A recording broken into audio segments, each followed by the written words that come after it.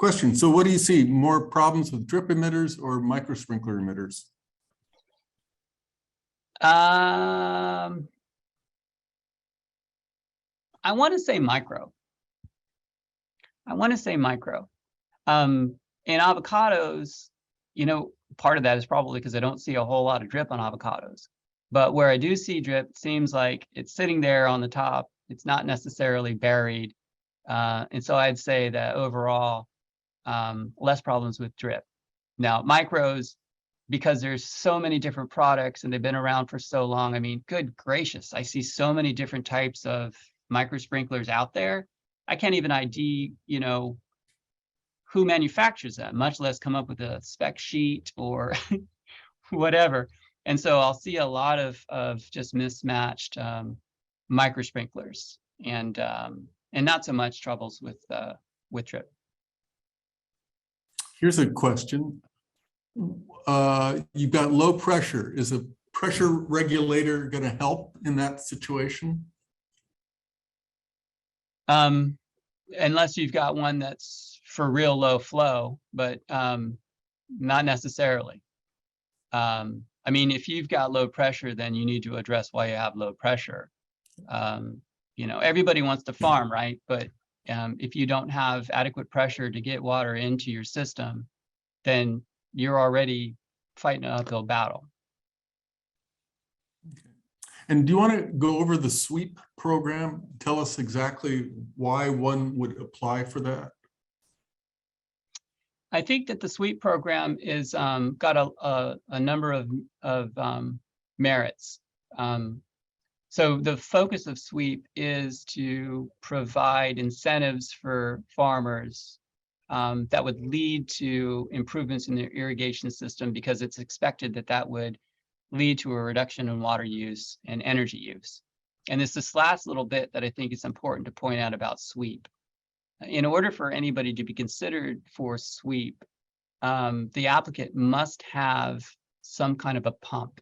That could be a well pump, that could be a booster pump, or it could be both of those. Yeah.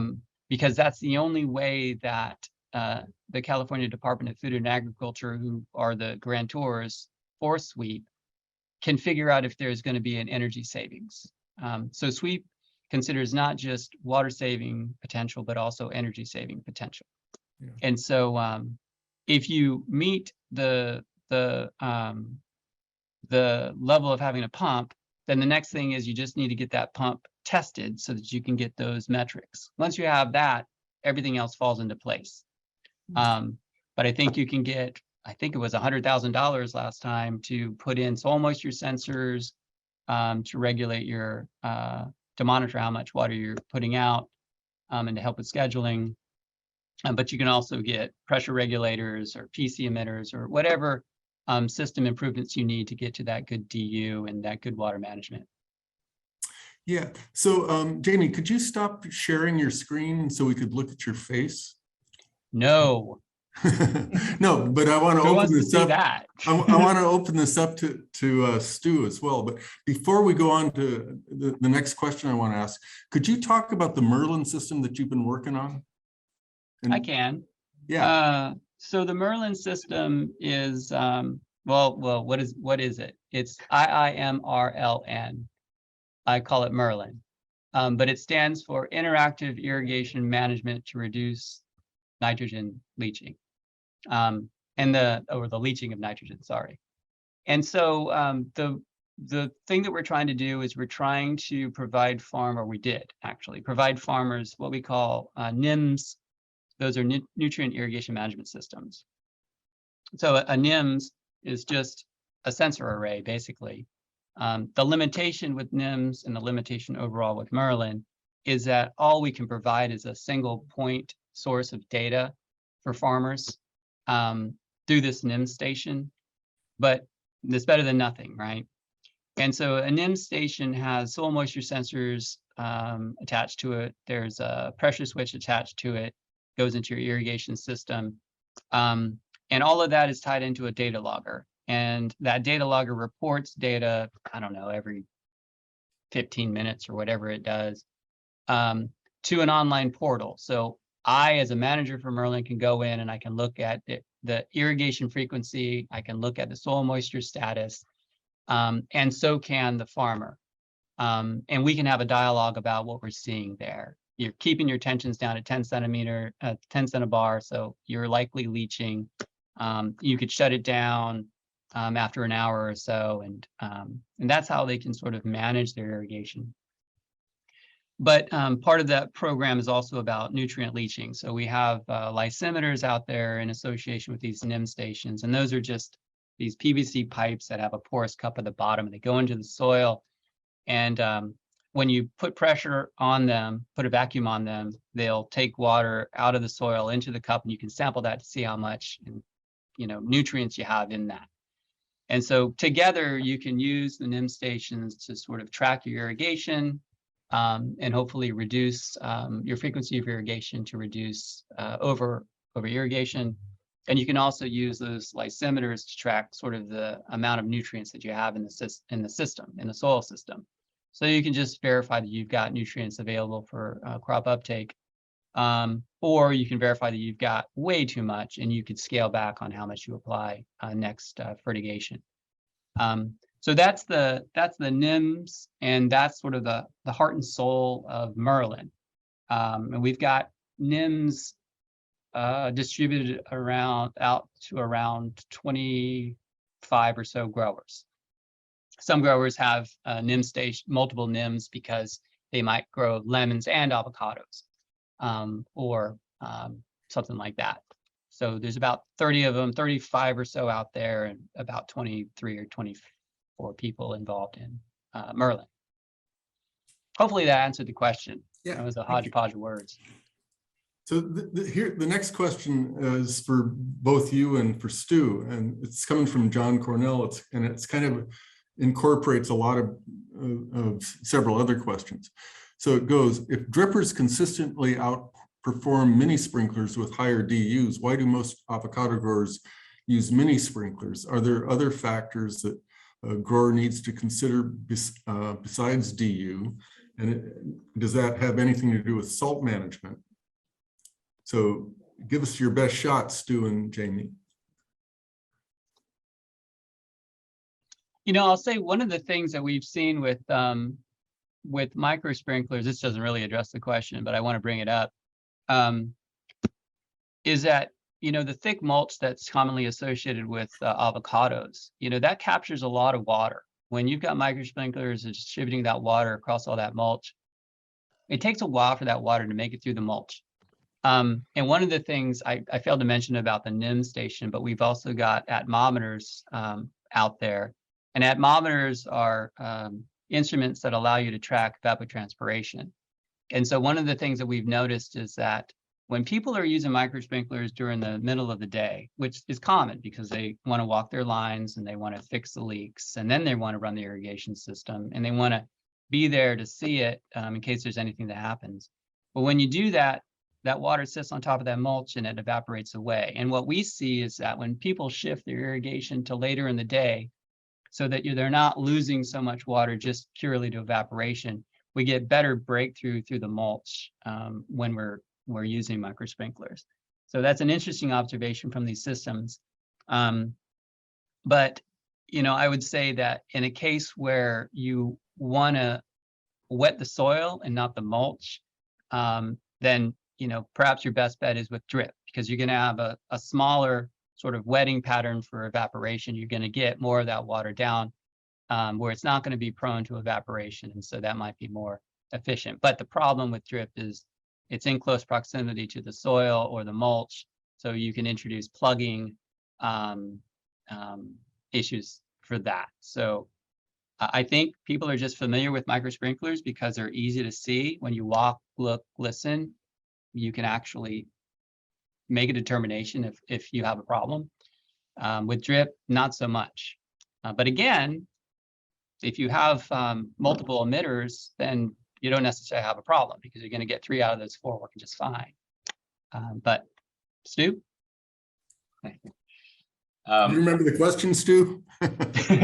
Yeah, I told you I like to talk. I actually saw a lot of the questions in the chat, and I've been doing a little research while Jamie was talking. So I am not aware of anything that we've done in California on avocados comparing the difference, but I did find a presentation by a grower in Australia that he compared the difference, and so you can look it up. His name's Niekerk, Niekerk, but he made a couple of really good points in there, and it's the same points I make when I'm telling a grower to evaluate the difference between drip and micro. So typically the main reason that growers do the micro is they want to spread out the water. And so I'm going to go back, 50 years ago when I was growing up. Everybody in the east side of the San Joaquin Valley was using drip irrigation on citrus. And what they noticed when they put drip irrigation on is they would have a little spot like this where the soil was getting wet, and they thought, well, it's not getting the soil wet enough. And all of a sudden the pattern was this wide, and then it was this wide, and then it was pretty much 6 foot wide, and it looked like a micro sprayer. And the problem was on the east side of the San Joaquin Valley is we had a water quality issue that was changing the infiltration characteristics of the soil, and the water wouldn't go in. And so, 50 years later, you can't find any citrus on drip on the east side of the San Joaquin Valley anymore. It's all being done with micro sprayers because of the water quality problem. Now I know that you see a lot of sprayers here on the coast, and a lot of times the issue is, you got sloping topography. You want to try to get, as much of the rooting area, the shallow roots, wet as possible. So I know a lot of the growers use that option. But other places where I've seen that conversion back to drip or towards drip, there's lots of good reasons to switch to drip. So one of the key ones is you can use lower pressures. So you can get by with lower pressures on the system, and you don't have the problems that you have with high pressure systems. Microsprayers require 30 or 35 PSI in order for them to operate as PC products. Drip products only require 10 PSI. So do the math really quick there. You don't have to have the high pressure systems at your pump station, and you're paying for that extra pressure out in the system long term. So there's those advantages. The DU values are always better with drip. The performance and the yields and the other numbers can be better. But the big issue is, and this is what the growers are trying to address right now, is they still want to get a wide soil wetted pattern. So the way the growers are doing that on the systems, on trees up, you see this up in the Sac Valley and other areas, is they're putting in either 2 or they'll put in 3 drip lines. So you don't put 8 emitters all in one hose. You put 8 emitters and spread them out over 3 hoses. And then you have a larger wetted area. You take care of some of those issues. And so I'm not trying to sell drip, by the way. I think micro sprayers and PC micro sprayers will work. And I'm not saying there's a disadvantage, but there are some advantages to switching to drip. And it's just a matter of addressing some of those concerns. And the main one is the soil, that soil wetted pattern. If you have infiltration problems and you're getting water runoff, if you're getting those big mats and you're having water runoff problems, you put it in and the water just sheeting off and moving down the slope.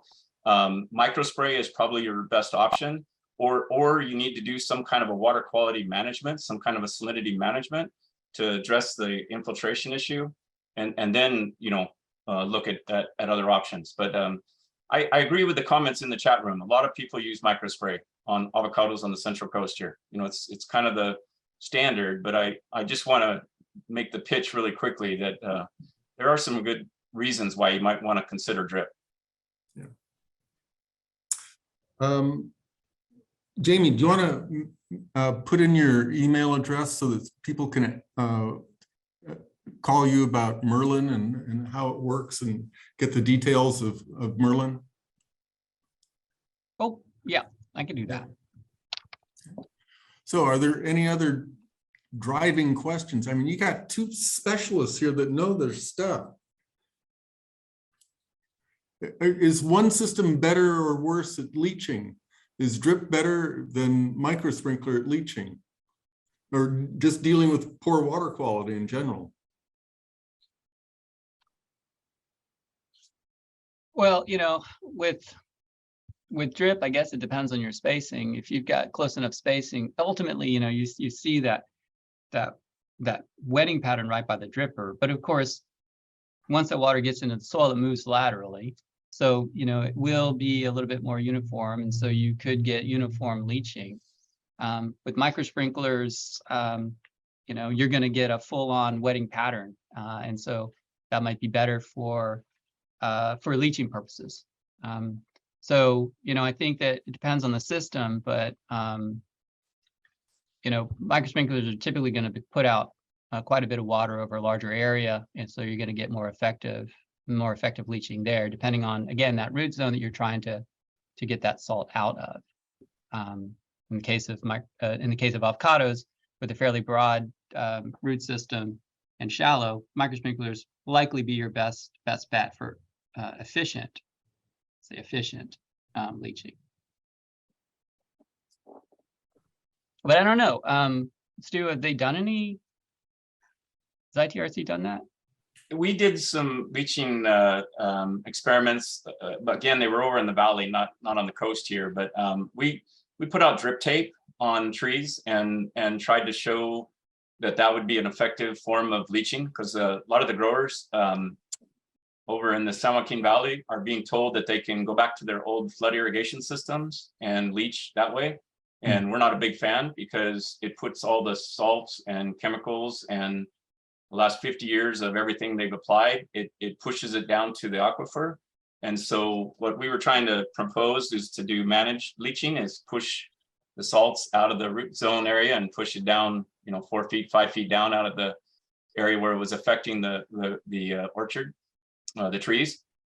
But it didn't catch on. The state provided money to growers in the San Joaquin Valley to leach with furrow irrigation. So in the future, we're going to have more water quality problems. And, you know, we were pushing the idea of it just because we thought that it would help by pushing the salts down a little bit and not pushing them all the way down to the aquifer. So let's see. So the question was drip versus micro on leaching. I think if you put enough, you know, drip emitters out there, you can get leaching with drip. But I know on slopes, it's always a challenge when you have sloping ground. Yeah. The micro spray is probably going to win every day of the week on getting things down and pushed away from the root ball area. If you have a salinity problem and you're trying to treat with acids or something like that to push stuff out of the root zone. Now I know I said this one time before when I was talking to avocado growers that you could treat with acid, or you could do KTS or some of these other things that lower the pH. And I got beat up pretty bad when I went down to Fallbrook, because somebody had pushed the idea of putting acids on, and they have low pH soil already down there. And so you got to be really careful with, I learned my lesson. You got to be really careful with general recommendations on soil salinities or soil treatments. It's very specific to regions. Here. It boils down to management too. It's like, you know, not too much, not too little, just the right amount. So we haven't talked about inline drippers versus dripper buttons. Is there an advantage to install drippers versus drip emitters you plug in? You know, I'll just give my opinion real quick. It's a lot easier to pop off those button emitters and replace them than it is to find a plugged inline emitter and replace a plugged inline emitter. So I'll just say from my personal experience of 40 years of doing drip evaluations and being out in the field, it's a lot easier to manage if they're like the Netafim button style, you know, that pops on, and you can always add them in. You can start with, you know, 4 when you have a young tree and go up to 8 or 10 if you're, you know, managing it over time. And so that's the advantage of a button emitter.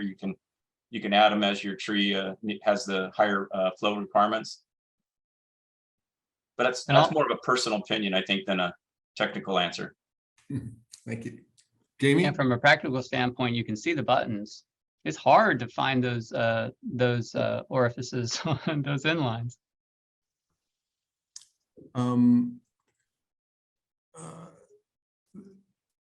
Question.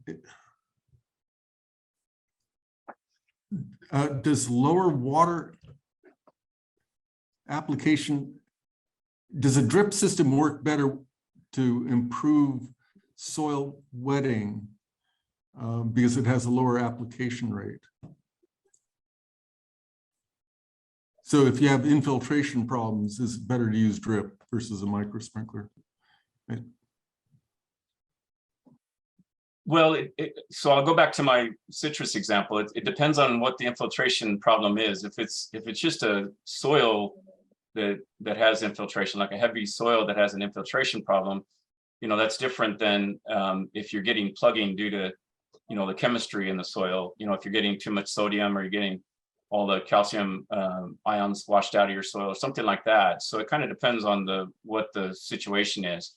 But if the problem that you run into with soils in California, the general problem that we run into is we can't put on high flows on our soils. That's what the general problem is. If you look around the state, you notice that we don't have center pivots, for example. And the reason is those things put on a ton of water all at once. And our soils, nowhere in California can our soils take that, except for in the fringe areas that have really, really super light soils, sandy soils. And we don't have those sandy soils here for the most part on the coast or in the San Joaquin Valley.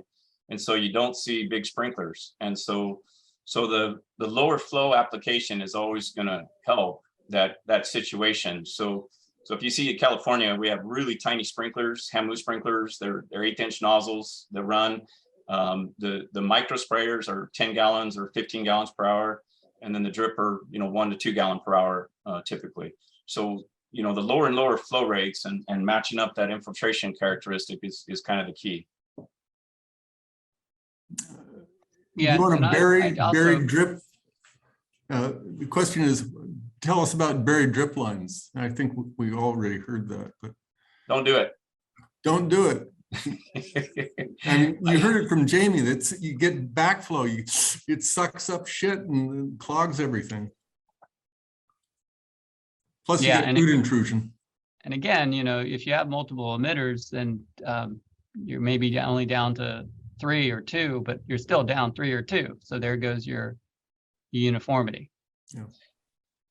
Well, so are there any issues with going from micro sprinkler to drip or drip to micro sprinkler?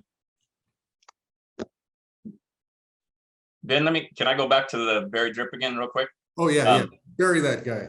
Well, so what you're going to see out there, you're going to see a lot of growers like strawberry growers who have tape that's buried 6 inches, 8 inches, and they don't have the same problem. And the reason is that they're putting on like a decimal value of flow rate. I mean, it's like 0.3 gallons per hour as opposed to 1 gallon per hour. And with the really low flows and emitters spaced really closely together, they don't have the problem that we have when we go to like a drip system on an orchard, like avocados, where we're doing 1 gallon or 2 gallon per hour emitters. And the difference, the other thing is, besides sucking in materials, the other difference is when you put it down below grade like that, what happens with high flow rates and relative to row crop drip take, the drip irrigation emitters are putting out a much higher flow rate, is they'll start pushing the water and it'll start moving vertically up to the soil surface. And what happens, you'll get a washing out of the fines. All the clay particles will get out of the way, and you end up with a little sand chimney that goes from your buried drip line up to your surface. And within a year, 2 years, what we've seen across the board out there on almost all soils is that the water creates this chimney effect, and then it's basically on the surface. So it really didn't do any good to have it be buried. And once it's buried, I mean, all the time, all the plugging problems and all the other things that you have are issues. Those still exist, and you can't get to the darn line. All you're going to see is trees that are browning out there that aren't getting enough water when it's buried. So anyway, I have a lot of reasons why I don't like buried. I just want to make sure I was kind of not just saying I don't like it, right? You want to comment about transitioning from drip to micro or micro to drip? I'll just say real quick that we did a big push back in 2012 to get growers to move to low pressure systems. And if you look at those documents that I shared at the beginning in the chat box, that's the target, is to go from needing 60 PSI at your pump down to needing like 40 PSI at your pump. And that 20 PSI differential, you're paying for that long term. And that's one of the ways to do it, is to go to a drip system where you can get by with lower pressures. And I'm sure this isn't news to anybody, but Diablo Canyon, more than likely, Diablo Canyon is going to close here in a couple of years. It may go 10 years, but it's probably going to be within my career, I'm going to guess. And energy prices are just going to keep going up. And so it's something to consider here, is that they've already gone up, they've already been shifting, and it's just going to get worse before it gets better here. And so it's a good thing to kind of put into your consideration, is what are things that you can lower your long-term costs, and the pressure at the pump is one of them. So if you're looking at in the near future, 5 years, 10 years from now, doing a swap out on your system here, it's something to consider, because you can definitely get by with lower pressures. And I didn't mention this, but I want to throw it in at the end here, is it's not just the PC drip emitters, but the filters have big pressure drops, and some filters are better than others at the pressure drop. And then it's the pressure regulation on the system that you have. Some valves work better than others. Like ask your guy, what's the difference between a 2-way pressure regulator and a 3-way pressure regulator? And you'll find out very quickly that the difference is the pressure drop required to make it work. And 2-way is not good. Sounds like it might be cheaper, but the 3-way actually performs a lot better. So there's all these little nuances to actually try to go to a low pressure system. And then in terms of, I think you'd be fine if you went from a micro to a drip, so long as you had double line drip and you had enough emitters, because, you're going from a widely dispersed wetting pattern to a smaller sort of aerial footprint with the drip. But if you have double line, you've got multiple emitters, then you should be able to replicate that wetting pattern from the micro sprinklers. Because keep in mind, the roots are there where the water was. If you pull out the water, the roots are still there. They're just going to prune and then have to find the water wherever it is now. So if you want continuity, I think if you're going to replace, and you make sure you try to replicate that wet footprint from the micro sprinklers when you go to drip. Comment on flushing. What is a routine protocol one should follow if you're flushing irrigation lines as well, drip versus micro sprinkler?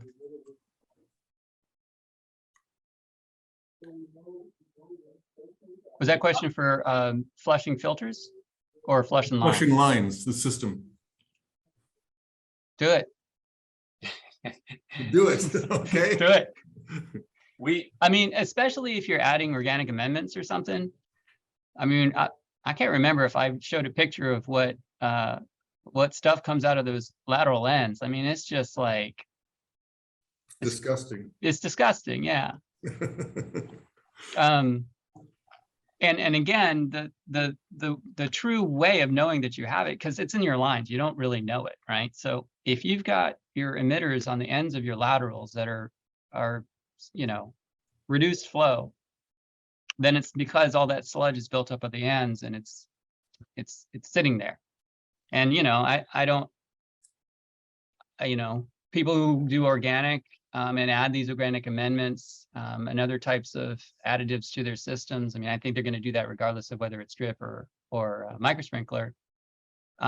You might not notice it so much with the micro sprinkler because it gets blown out, and drip because of the lower flows might get caught up. So you might notice a difference there, but I think you're going to get lateral plugging. You're going to get emitter plugging at the inner laterals. So just flush, especially if, again, you add organic amendments or you've got particulate precipitation.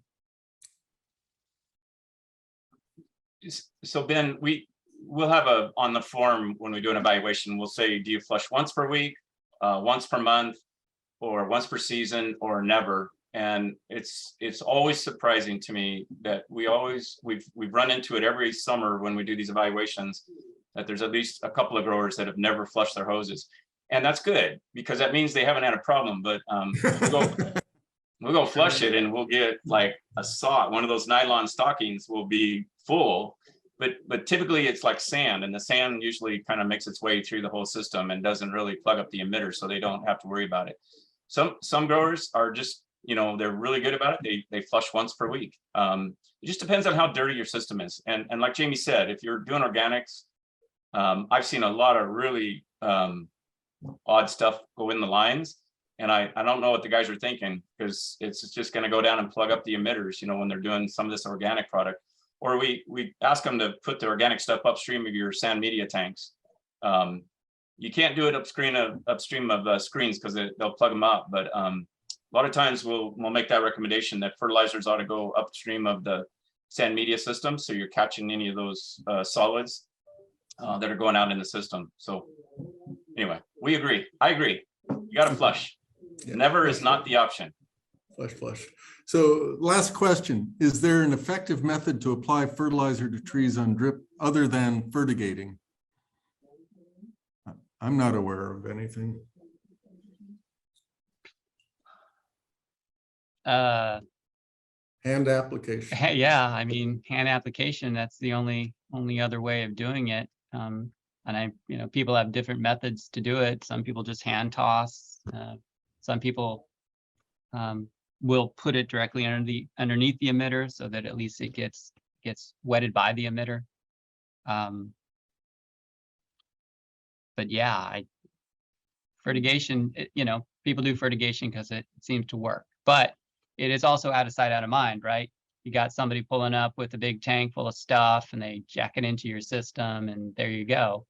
So it's more difficult to manage. If you're doing, hand tossing, then you sort of know exactly how much you're applying. So there's a good with that. You want to end us torture Stu and tell us something magical? Well, a lot of the new advancements in irrigation, I will say, are in automation and are in the area of fertigation and automation of valves and automating the systems out there, and automation fertilizer injection equipment. We're not doing research on it. We're mostly kind of observing what the growers are putting in with the different dealers. The dealers seem to be on the front edge of this, and the growers who are spending the money seem to be on the front edge. So when we do our classes, we kind of tend to put the information out there on what growers are doing. But as far as I know, we're moving in that direction where we're doing more and more through the fertigation systems. But I'll leave you with one caveat: don't inject fertilizers or acid upstream of magnetic meters. Magnetic meters get out of whack if you put chemicals in front of them, because they can't handle the change in the specific density of the fluid. And I went 20 years of my career before we finally figured that out. That was what was causing these mag meters to get out of whack. They would just kind of go, and we figured out it was during the fertilizer injection time period. So it's funny because the sales guys, nobody had a clue. And it wasn't until we started cornering the engineers, the manufacturers of these companies and the engineering folks with them, that they finally nailed that down, that was what the cause of the problem was. We had growers pulling meters out, like 30 and 40 meters out of their farms, because they were not working. They were quote unquote not working, but the problem was they were injecting fertilizers upstream of those mag meters. So anyway, I know I didn't answer your question. I just wanted to kind of add that in at the end, because that was one of those informational things that I keep learning something new all the time, and I love these sessions. And Ben, you guys did a great job of putting a lot of questions together here. I don't think I've answered this many questions in 2 hours in my career. So what is life? Yeah. So thank you, and tune in at the end of September. We're going to talk about scheduling, but thank you, Stu and Jamie. And Jamie, you're wearing a Pendleton hat, is that right? Your Marine hat? There you go. Okay. Yep. My my oldest son was in the Marine Corps for 4 years, got out as a corporal. Now he's actually taking classes at Ventura College, getting ready to go to Bakersfield so he can get a degree in agricultural business. So wahoo. Any last words, Mary Lou? Tell us what to say. No, except thank you to everybody, and especially thank you to Stu and Jamie and all the questions. And stay tuned, as Ben said, for the end of September. We'll have a session on scheduling. Awesome. Okay. And thank you, Lorena. Thank you, guys. Bye-bye. Bye.